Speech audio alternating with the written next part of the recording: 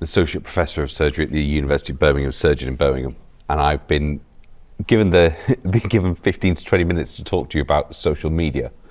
And the sort of background to this is I used to do some work for BJS Open, helping them with their social media strategy. That was a few years ago, and then I'm working with the BJS Academy now on sort of communications and how we use social media. And when I was asked to give this talk, I reflected on the fact that the talk I'd given you 12, 18 months ago is very different to the talk I would have given you when I was asked in sort of November, December. And then the talk that I'm giving you today is now very different from the talk that I would have given you in December, because it's such a fast changing area and it's, events, dear boy. So I thought I'd just open up, because I'm aware that we are well past our coffee break and everyone's starting to flag. How many of you have a social media profile of any kind? Okay. I'm not going to call it X, I'm going to call it Twitter. Anyone on Twitter? Most of you. Facebook? I'm not going to stalk you after this, I promise. Instagram? Reddit? Yeah, cool. And any other platforms we've got? Blue Sky? Okay, over here. The early adopters over here, great. Mastodon? Okay, there we go. Probably LinkedIn, sorry, yeah, we're covering that. Yeah, LinkedIn? Everyone's on LinkedIn, okay. How many of you, so for example, let's talk about Twitter. How many of you are on there because you enjoy it? Okay. How many of you are on there because you have to be? Or you feel you have to be? Okay. So we've got people who are on there who don't enjoy it and don't have to be there, so you must just be a bit of self-loathing there. Maybe we'll unpick that as we go on. So, here we go. I do have some notes down here, so if I'm glancing down, it's just to remind me of some of the key points. This is the social media stuff that you'll probably be aware of, or that I've been involved. So if you see me out in the social media ecosphere, this is what's there. Until December, do I have a thing? Yeah. Until December, I was on Twitter. My profile's still there. I just haven't done anything since then. And my last 3 months were mostly just reposting BJS content, as it became a very combative place. But historically, this was somewhere that I would go to talk to people, to try and get my colleagues engaged and excited about research projects that were going on. This was really instrumental in helping me deliver the NASBO project, which was a UK-wide study in 2017. That helped me really build a network, communicate and share findings with people. Also great for communicating with patients, because patients and journalists are on there. It's a great way to make those connections. More recently, I've been on LinkedIn. It used to be the really boring one, right? And you used to get all the LinkedIn emails coming to you once a month, just hassling you to be involved. But I feel that there's been a big shift and there's a lot more of my colleagues on there now. And for a fairly minimal effort, I can get the similar level of engagement and impressions. And then I've dipped my toe into Instagram. I don't really get it. Like, I take a photo and I write some stuff and hopefully it gets picked up. I don't fully understand it, and consequently most of my Instagram profile is sunsets, stars and the occasional view out of a plane window. Like, that's about as far as I go. You don't get very much professional stuff on there yet. I'm evaluating it. But that's probably similar to what most people are on. There'll be a bit of a mix, but that's probably similar to most people's footprint, right? This talk is informed by really 3 books. The End of Power by Moishe Naim, who's an American social sciences professor. Very much worth the read. It's about 12 quid off at whatever platform you want to get it on. 180 pages, and it really distills some of the thoughts that I'm going to bring out here. And the other 2 books, that's the only book I'd recommend reading cover to cover because it's easy and it's short. The other 2 are dip in, dip out books. Robert Greene's textbooks on strategies of war and the laws of power. Very helpful for you thinking about how the world works or how others behave. I'm hopefully going to talk a bit about benefits, opportunities, a bit about context, because as we all know, context is king, the space in which we operate. Understanding that will help us get the best yield out of it, and how we can adapt to an ever-shifting environment. So, now we're actually on to content. I've got very few words in this. These are pictures just to remind me what I need to talk about. So, why was social media such a revolutionary thing? Let's ask a slightly different question. If we went back 200 years and looked at everyone in this room, how many of you would have been in a position where you could read and write? You would have been taught to read and write? Okay, no one. I know that I would have been an Irish farmer, so that we wouldn't have learned to read and write just to get rid of the English. So what happened about what was important about reading and writing? Well, when everyone learned to read and write, when we got mass education, it was easier to share ideas. We could read them, we could write pamphlets, we could communicate. Okay, and that's important because that's how we spread ideas, word of mouth. But when you're in a village with poor transport links, or living in England with poor transport links, it's very hard for an idea to share organically from town to town, from a zone of habitation to the next one. So we had to read and write, and that's cool. But what's the problem with reading and writing? What big ways of sharing stories is through newspapers. Are big ways of sharing stories about current events. What's the problem with newspapers? Or latterly, the problem with newspapers, they end up under editorial control. It's not about editors, but it's not just it's editorial control, but specifically the editorial direction and the priorities are influenced by the people who owned it. So actually, we didn't have free communication through the printed press. What we had was curated communication, which is why you can still see in today's press very much left-right leans. You can see very much ideas being espoused. That's all important context. So then what happens? Well, late 1990s, which was the peak of civilization, if you believe the Matrix, and possibly for those of us who were early teens then, we had the internet landed in everyone's home. Broadband came about. You were always on. You didn't have to wait 3 days to download a song. It was great. Best thing was you could communicate with people really easily. And I don't know if you're all going to be too young, aren't you? Does anyone remember MySpace? Yeah. All right, there we go.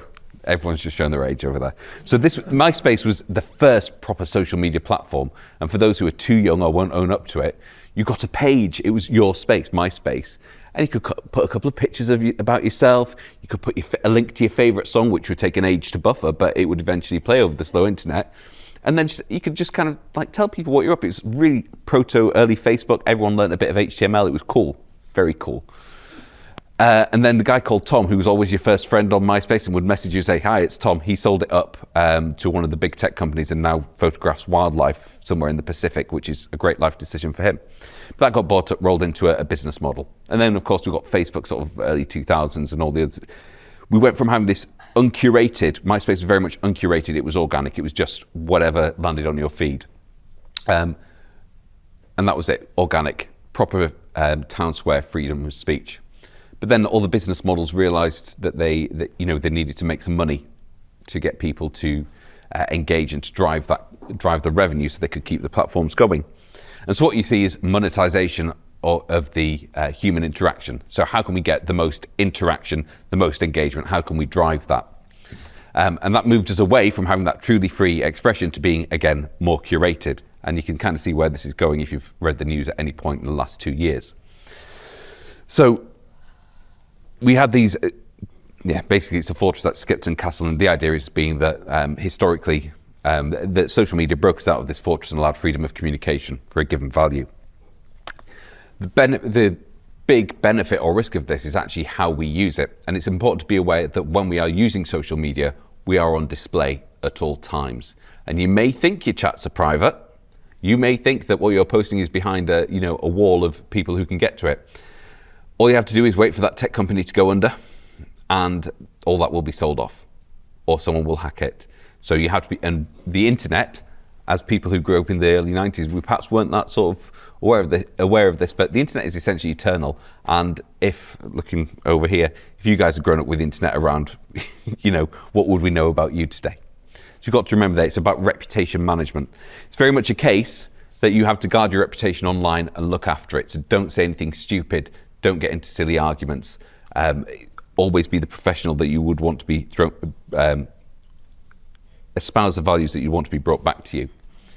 And this is balanced off because one of the other laws of power is that you have to court attention at all costs, because actually social media is a chance to promote yourself and get people to hear about you, build that reputation. So you get a tension here between being as engaged as possible, looking after your reputation, but make sure people know about you. It's an interesting balance. I've put chess up, which obviously means strategy, because that's the only thing that chess ever means on these pictures. One of the things about social media is it's a very much an instant gratification. It's monkey see, monkey press button, monkey get dopamine hit. It's great, right? Or we start a fight or whatever. we need to be a lot more purposeful in our interactions on social media, or thinking about how we use it.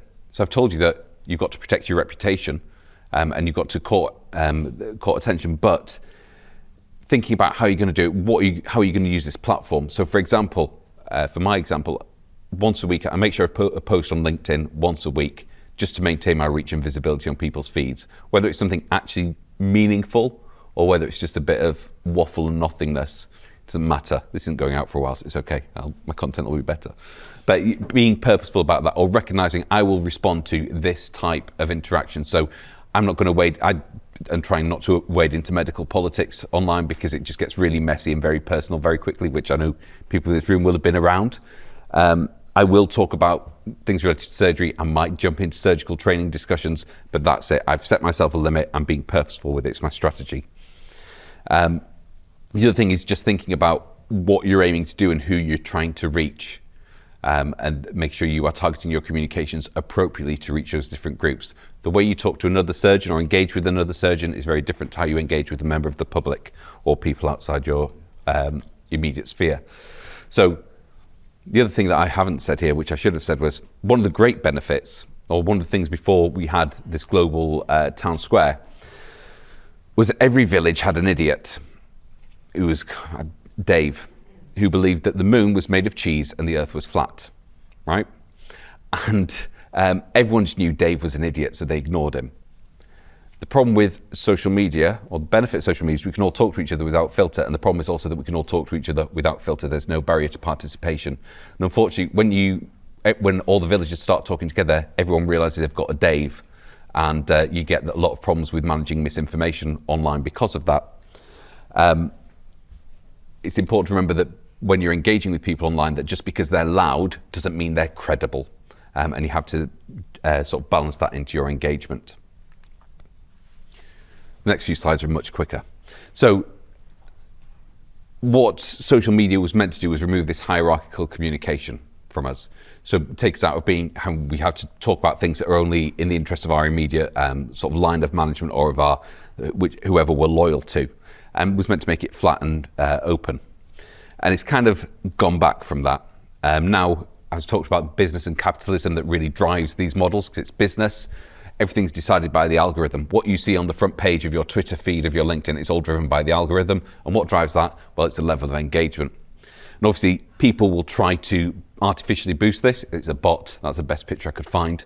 By having by just having automated programs that will click like or repost, and often just repost the same thing about everything from one person's content. So it's recognizing that actually there's a good degree of our interactions that aren't organic. And what seems to be popular isn't necessarily popular. We're on a skewed battleground here. And what does that mean? Well, part of the weakness of the system from our point of view is also the strength of how we can use it. What do people want? They want things that are going to get engagement. What gets engagement? I wouldn't advise anything controversial, because that's not going to help our reputation. But things that people can interact with and enjoy without too much effort. So when we were doing work for BJS Open, we realized very quickly that images and videos get way more interaction than making people read something because we're lazy. And sitting on the bus, watching a 30-second video, great, monkey-like, and that's it, we're off up the rankings. So you work out how the algorithm's working and try and post your content in ways that the algorithm will like.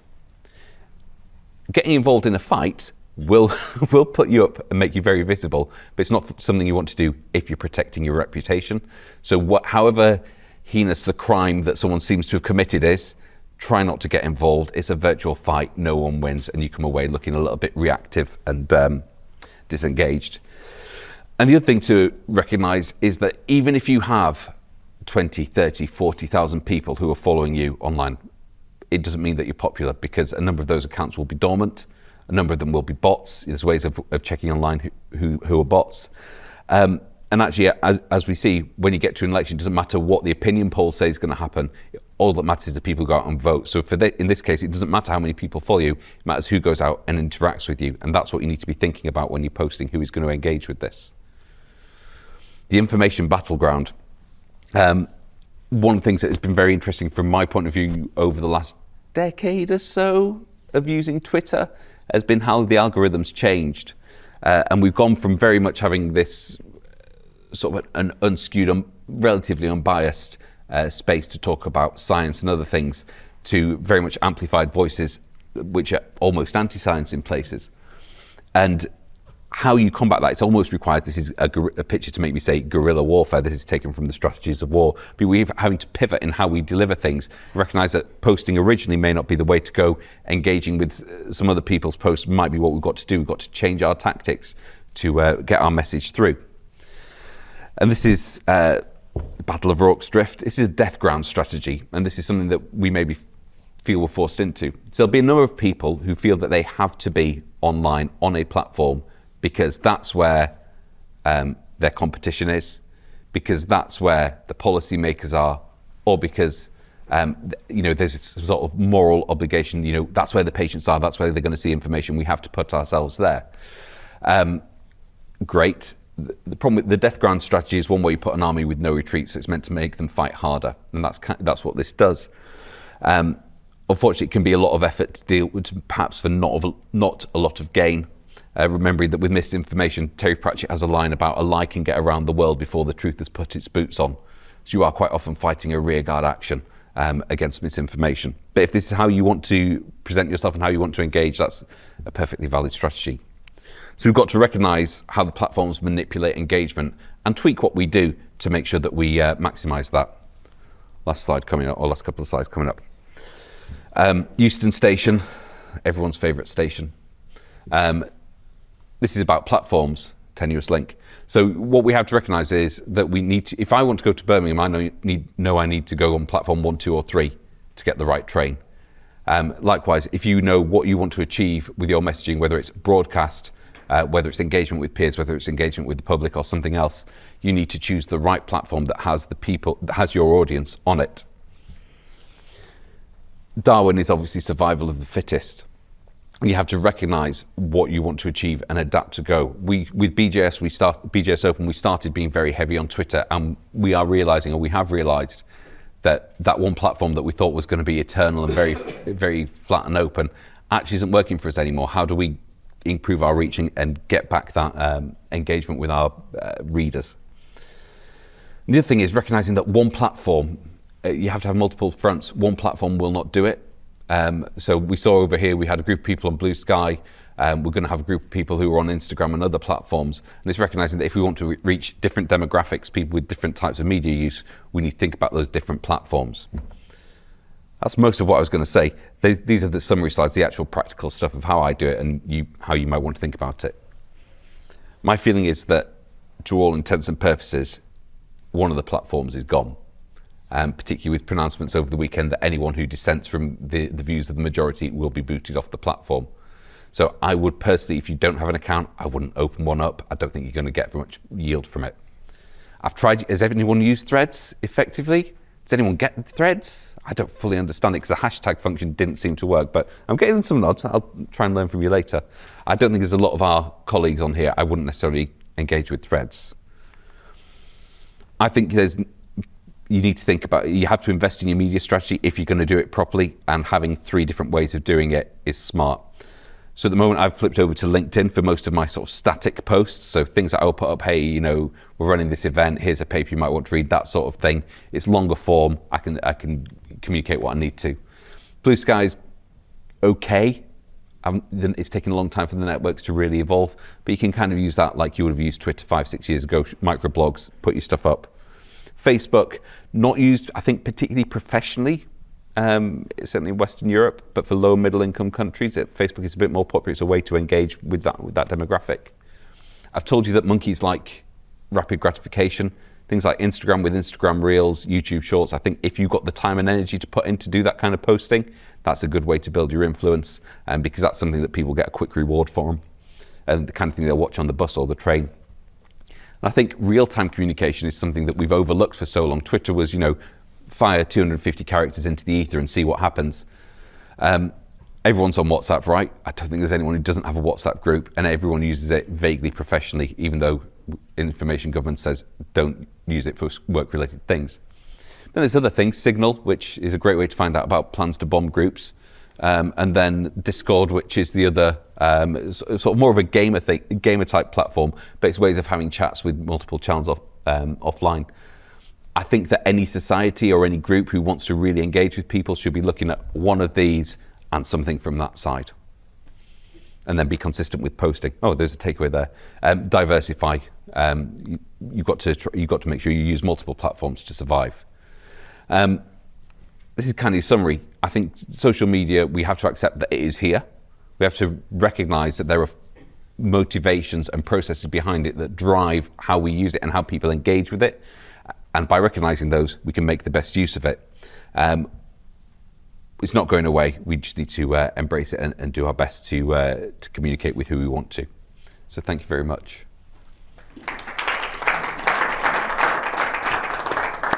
A smorgasbord of social media. Well, there we go. Has anybody got any questions for Matt? Roberta first. My question is more on another side of social media. I found I've got a lot of friends who are non-medical who get their health advice from TikTok. Some stuff is absolutely mad, and I can't believe that anybody would think that's real. And it's also, pretty intelligent people most of the time, and they don't seem able to critically appraise what's out there on social media. So I guess my question is, as doctors, what steps do you think we can take to educate patients and sometimes educate ourselves in this kind of always changing world? I'm not on TikTok, but a lot of people I know get all their advice from TikTok. Yeah. I don't know what to do about that. Okay, so I'll open up with a film quote, if I can. And that's, so from Men in Black, Tommy Lee Jones says, a person is smart and people are stupid, right? And people just seem to view anything said with authority online as being truthful. And it's not just TikTok, it's all platforms. So there's certainly an evidence about critical appraisal. And I think that comes back to, we were talking about a system issue here, and education and being aware of sort of media critique. A lot of people just don't have that media literacy that we need to have. That's not going to help your friends who are being told to, I don't know, stick paprika up their nose or something like that. But do we have a responsibility to put ourselves in to combat that? That's a whole-time job. As I said to you, one lie, one piece of bullshit is around the world before we've even gone, what? No one's going to believe that, it's gone. All you can do is just try and correct your friends, remind them that actually they shouldn't take advice of someone they've never met of dubious credentials, and that's it. There is a sort of a secondary challenge to this in that I mentioned the risk of voices being amplified that aren't necessarily credible. Alongside this, we've had this wider social change, and there's this whole, sort of the rise of populism, the death of the expert, and sort of the crashing of the old sort of structures that kept sort of basic order. And this is something that we've seen, I think, certainly the last 5 years, whereas perhaps 5-6 years ago, people gone, yeah, they're not a doctor, I'm not going to take that advice. Now they're more willing to, if it matches what they're thinking or what they believe, they're more likely to go, well, I've been told on TikTok, so it's fine. So I don't really have a good answer. It's a reflection of where we are as a society.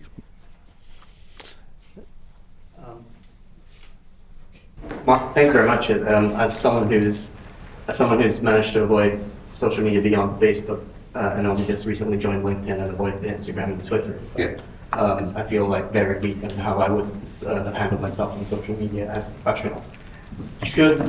Should doctors and surgeons have social media training, given that it's probably not going away, as you say, as a form of engagement either professionally or with patients? Whether that's how to manage yourself not to get too stressed, separating yourself from work and your personal life and all the other implications having social media presence would have. Okay, big question. I think there's a couple of bits. We talked about work-life integration before. I think actually for social media, it's okay to show a little bit of your life professionally, but actually I try and keep the two things separate.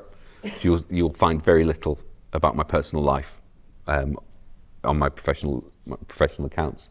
I think there probably is a role. You can get media training if you're going to go and talk to Radio 4 about a paper on in the morning. Perhaps there is a role for it, rather that we get guidance coming down from the GMC and from other bodies on how to behave, but maybe it's something we need to think about how to engage. We can put that on the list. I'm always very envious of people who can post very quickly, and Do you not think that to sort of fulfill a meaningful purpose in terms of posting, and something similar to what we were describing, to actually give good advice to the public or to others, do you not think that's a full-time job? So, And do you think this is something that should be done by individual surgeons, or is this something that is best done by an organisation that has, you know, marketing, social media expertise to validate and ensure that the content is appropriate and it is correct? So and this comes down to what you want to communicate and how you want to communicate. Something like BJS, obviously there's groups that are sat together working on the content, and we've had some videos going through review for about 4 weeks now. So they do get a lot of scrutiny before things go out. So that's part of it. There's obviously the things about personal brand and personal engagement, and I don't think you can say to people don't post online, but it is, as I mentioned, being intentional with what you want to achieve. I don't think you should just go out there and go, 250 characters, about to cut someone open, what you all up to today? What does that achieve apart from, a bit of shock value?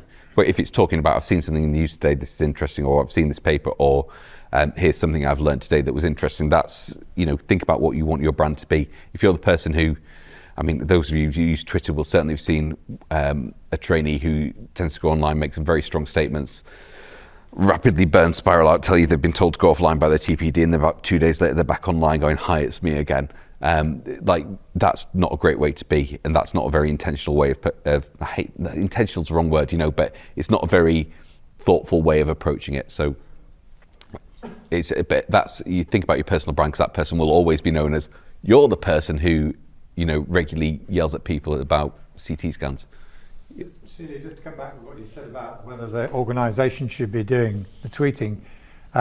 Katie does all our tweeting, but the problem is she doesn't know medicine, she doesn't know surgery, she doesn't know academic surgery. So she'll come back and say, you need to give me something to say, because the truth is that the people who want to read stuff are wanting to read the cutting edge researcher, the angry junior doctor, the difficult politician. That's who people want to read. So getting the organisation to do the work has only a limited effect, really. And I think you come back to that original idea of actually you're then behaving more like a newspaper or a traditional media outlet, because everything goes through editorial and you don't get that organic stuff. Did you have your hand up? Yeah, I did. It was just to ask a little bit about how you think, given the demise perhaps of Twitter, social media is still going to be used potentially to get a reach for academic papers, because it is recorded, it is, there's various different qualtrics of metrics of reads and so on, and they are starting to feature in higher education in terms of the ref applications and things. So I use it quite a lot for that reason, and a lot of my colleagues use it quite a lot, not just to promote people participate in trials or promote funding or first in man type, or woman or person first in those interventions, but actually get a paper out there and get it read, because nobody really, to my knowledge, still subscribes to a paper journal that isn't BJS. That isn't, That is my paper journal. You have noticed. So exactly. So there are no subscriptions online, to these things. I think altmetrics, for example. So for those who don't know, altmetric clocks when a paper goes online, when it gets retweeted, when various things happen. I've looked back at data for BJS for the last 2 years, and there have been 3 papers that have had an altmetric over 200 for 64,000 followers, something like that. So that's, and the 1001 was, I think, the sexual harassment paper, which was a big one, obviously. Then a couple of other research ones, but actually last 6 to 8 months, it's been pretty low, bobbling along. At the same time in altmetrics, you can see blue skies starting to bubble. LinkedIn features on there, and so you can post through LinkedIn as well as in a more professional setting. Mendeley, which is demised as well, because that's a free package. That used to be quite a good marker of how well stuff was getting out there. I think that it's not going to, so the answer to your question is, I don't think it's going to change, in that we will still have a way to show impact through social media engagement. It's just the platform, and that's why looking at altmetrics for the big journals now, I think it's worth doing, so we can figure out where the next space is going to be. Any more? Last question, thank you. So we try and use it quite a lot for surgical education. You see it being used more and more, particularly by junior trainees. How do you think going forwards we can try and build that surgical education community on social media and use it to stimulate discussion more? That's an easy one. Yeah. It's about choose. I think it's everything I said, isn't it? It's about working out who you want to reach. Where are the people who want to access your content? Which platform are they using, or which platforms are they avoiding? What kind of content do they want? Because I think we can get quite bogged down into producing a video that's 30 minutes long, but people might not have the attention span to do that. So how do you make it bite-sized and the kind of thing they need? I've obviously talked a lot about social media here. I've not been talking about other media forms of podcasts. I think most people will listen to podcasts, maybe. It's replaced the radio for a lot of people who commute. So it's work out what your audience want and go there. And I think multi-platform as well to maximise your reach. And I'll shut up at that point. Thank you. Thank you very much. Watch this space.